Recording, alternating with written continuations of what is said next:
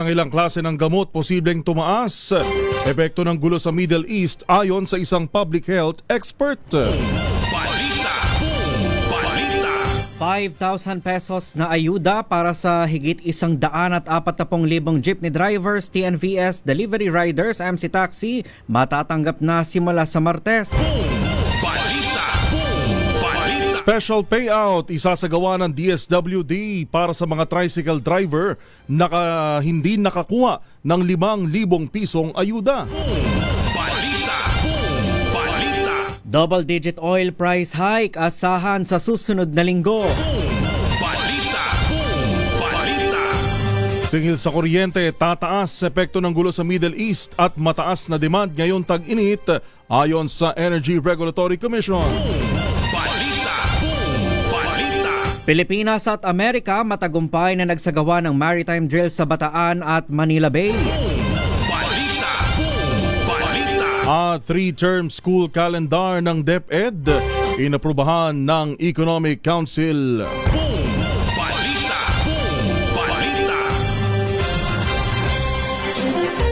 Yan po ang ulo ng mga balita ngayong araw ng Sabado, 21 sa buwan ng Marso 2026. Live na napapakinggan mula sa 666 kHz sa Metro at Mega Manila, gayon din ho sa ating Facebook at YouTube livestream via DZRH News Television.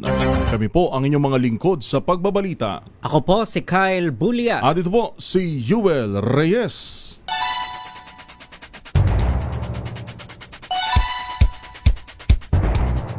Alas 5:09 ng hapon, hindi ligtas ang sektor ng kalusugan sa matinding epekto ngayon ng gulo sa Middle East. Sa panayam ng DZRH, sinabi ng public health expert na si Dr. Tony Leachon na posibleng tumaas din ang presyo ng gamot. Paliwanag ni Dr. Leachon, ilan sa mga gamot ay inaangkat sa ibang bansa tulad ng gamot sa cancer at sophisticated drugs. Anya, apektado rin ang healthcare services at laboratory. Tumaas ang exchange rate ng ating piso, 60 pesos to $1. Mga ngahulugan, pag nag-import tayo ng mga healthcare facilities or healthcare medications, mahal ang babayaran natin. At kung ikaw ay si Juan de la Cruz at 800 pesos ang sweldo mo at ikaw ay na-hospital at wala kang HMO, saan ka pupunta para magbayad dun sa hospitalization mo? Kahit middle class ka. Balita. Samantala, posibleng maging mas matindi ang krisis na dulot ng giyera sa Middle East ngayon kumpara sa nakaraang financial crisis noong mga nakaraang taon. Sa panayam sa programang Special on Saturday, sinabi ni dating Finance Secretary Gary Teves na malaki ang magiging epekto ng kakulangan ng supply ng krudo hindi lamang sa atin kundi sa ekonomiya ng buong mundo. At unang-unang magiging dehado rito ang mga mahihirap na mamamayang Pilipino dahil kasabay ng pagtaas ng presyo ng krudo ang presyo ng mga bilihin. Narito si dating Finance Secretary Teves. Saying noong 1973, oil crisis, 2008-2009, in 1997, financial crisis, mas matindi ito. Mas matindi. Bakit ito mas matindi ho ito? Dahil worldwide po ito. No, secondly, oil ang umpisa nito, tsaka ang contribution po ng Middle East, no, is quite large to the entire inventory of and supply of oil, no. At saka ang tatamaan nito pagkatapos ay yung fertilizer, yung pagkain. So kung nagkasama na yung pagkain tsaka oil po, itong pinaka biggest component sa ating inflation rate, talagang malaki ang tama nito sa ating mamamayan. At lalo na ito sa ating mga poor and underprivileged. Kaya talaga mag-prepare po tayo, no? At dapat magkasakripisyo po tayo. Balita. Sa iba pang balita, magsasagawa ang Department of Social Welfare and Development ng special payout para sa mga tricycle driver na hindi nakakuha ng 5,000 pisong ayuda. Sa panayam ng DZRH, sinabi ni DSWD spokesperson Assistant Secretary Irene Dumlao na may mga lehitimong tricycle drivers na hindi napabilang sa listahan ng LGU. Anila muling magtatakda ang DSWD at LGU sa Metro Manila kung kailan isasagawa ang payout.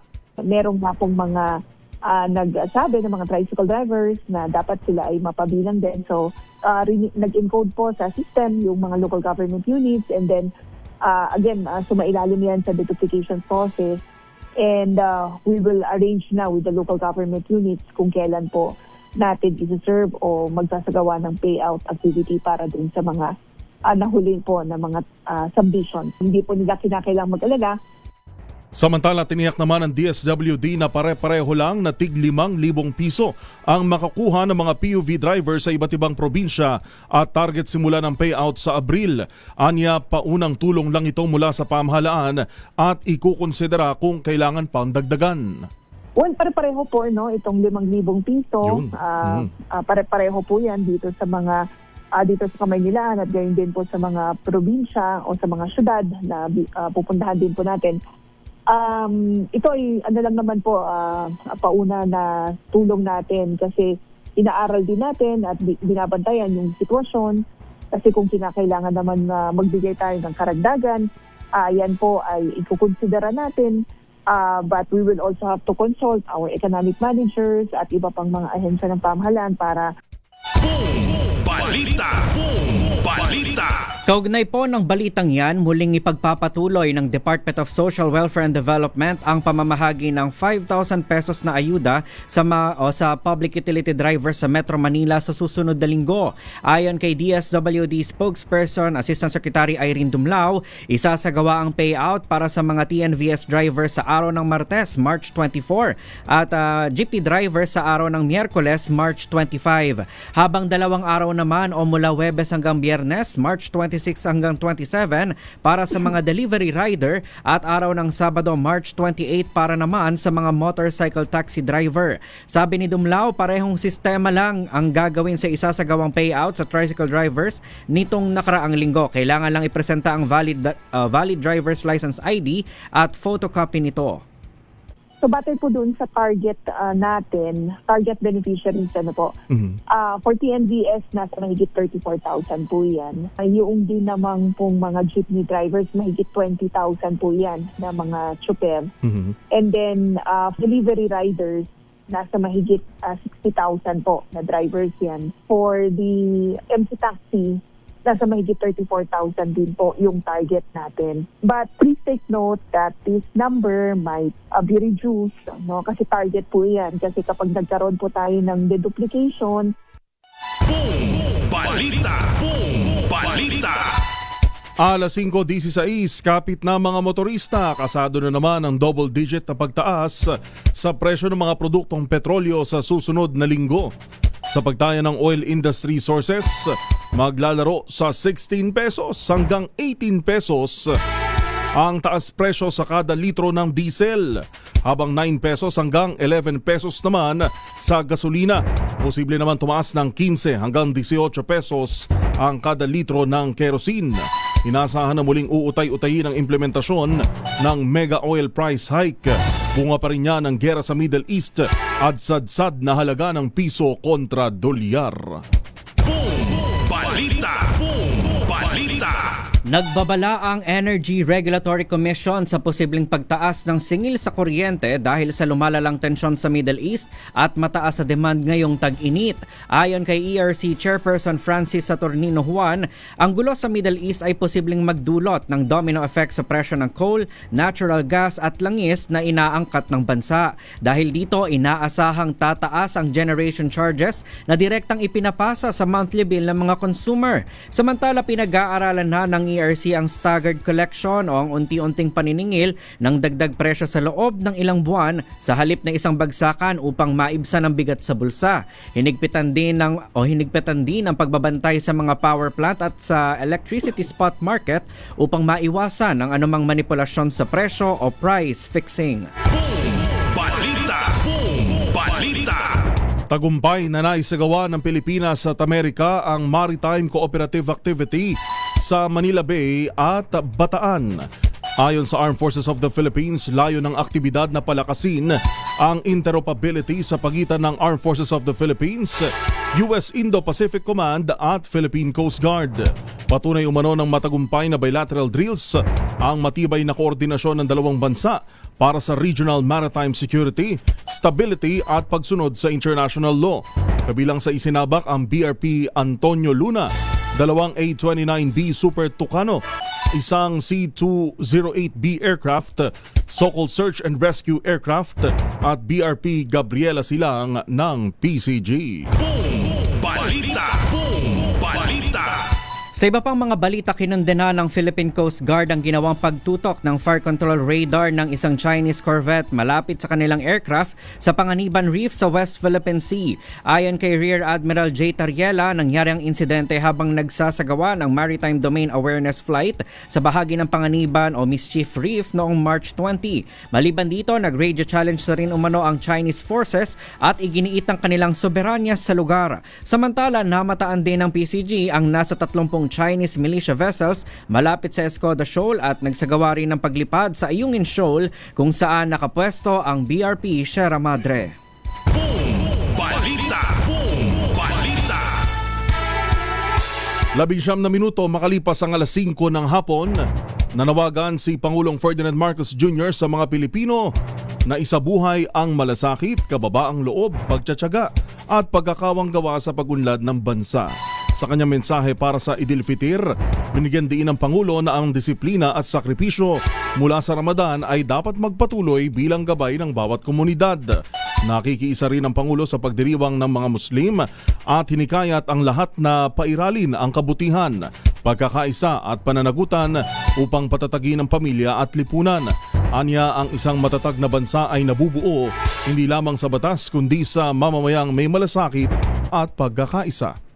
I extend my warmest greetings to all our Muslim Filipino brothers and sisters here at home and across the world in the solemn celebration of Eid al-Fitr. For the past few weeks, Muslims around the globe observed a sacred period of prayer, fasting, reflection, and generosity. Through this devotion, the faithful affirm their beliefs, demonstrate genuine compassion for one another, and express humility before the Almighty. Eid al-Fitr marks the joyful culmination of this spiritual journey. Families and communities gather in thoughts and thanksgiving for the blessings of gratitude, fellowship, and peace. This occasion is important to all of us, as the virtues cultivated during Ramadan are the same virtues that will guide our nation towards deeper solidarity and a more hopeful future. So as we observe this day, let us renew our shared commitment to upholding harmony and nurturing a bagong Pilipinas built on lasting peace, discipline, mutual respect, and genuine understanding. Eid Mubarak. Mabuhay ang sambayanang Pilipino. Mabuhay ang bagong Pilipinas. Balita.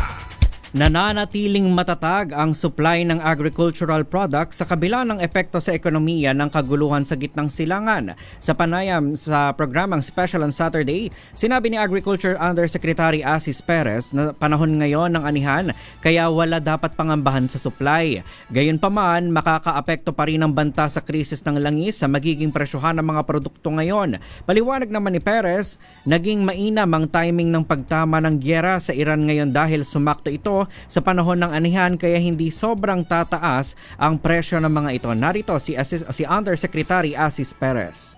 Pero matatag yung supply dahil nga tumama naman itong crisis na ito sa panahon ng anihan, no? Nag-aani tayo ng palay. Kaya yung ibang mga lugar ay patapos na, yung iba ay nag-uumpisa pa lang, kami nagtapos na.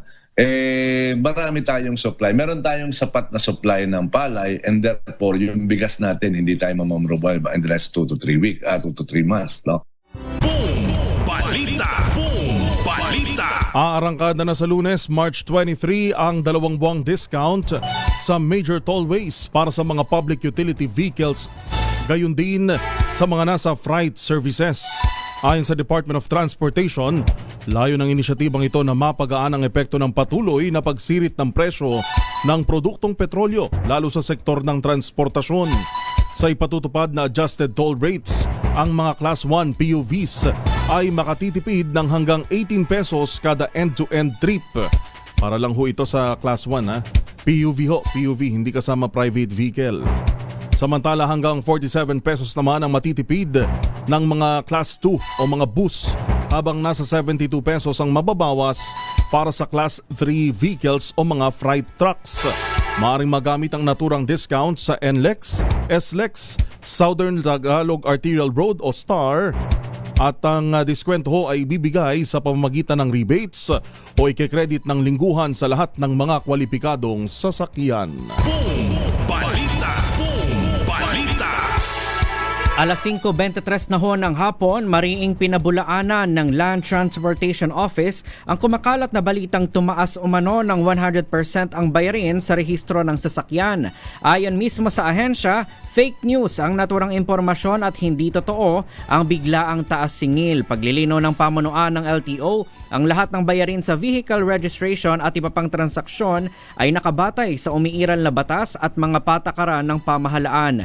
Hinihikayat naman ng publiko na huwag agad maniwala o magbahagi ng mga hindi beripikadong impormasyon. Balita. Balita. Posibleng ideklara na ng Pag-asa ang opisyal na pagsisimula ng panahon ng tag-init sa huling linggo ng Marso, next week. Ayon sa DOST Pag-asa, sa ngayon ay dalawang weather systems ang umiiral, ang northeast monsoon o amihan at ang easterlies. Gayunpaman, patuloy na humihina ang amihan na indikasyon ng nalalapit na pagsisimula ng hot and dry season. Kaugnay nito, asahan na ang mainit at maalinsangang panahon sa mga susunod na araw. Actually, ngayon, ito mga nakaraang linggo, Oo, init na nararamdaman talaga na eh. siya. Ramdam na. Balita. Balita. Sa iba pa natin mga balita, sugatan ang nakaangkas na babae matapos pagbabarilin ng rider sa Sampaloc, Maynila. Batay sa investigasyon, nagkaroon ng mainit na pagtatalo ang biktima at suspect habang magkaangkas sa itim na motorsiklo. Kita sa CCTV ang paghinto nila sa bahagi ng Algeciras Street kung saan bumabari ng rider at naglakad papalayo bago bumalik sa motor at pinaputukan ng baril ang babae ng maraming beses. Matapos ang pamamaril, tinulak pababa ng lalaki ang biktima bago tumakas sakay ng motor. Isang tricycle driver at isa pang lalaki ang nakakita sa biktima at tinulungang madala sa ospital para sa karampatang lunas. Sa ngayon, nagpapatuloy ang paghahanap sa lalaking suspect na nakaputing t-shirts, may dalang sling bag, maong na pantalon at slippers. Balita. Balita. Oras po natin, alas 5:25 ho ng hapon. Babalikan natin ang ilan pang mga balita at issue dito pa rin sa DZRH Boom Balita. Inyo pa rin pong nakakasama. Ito po si Kyle Bulias. At ito po si Yuel Reyes. Balita. Balita.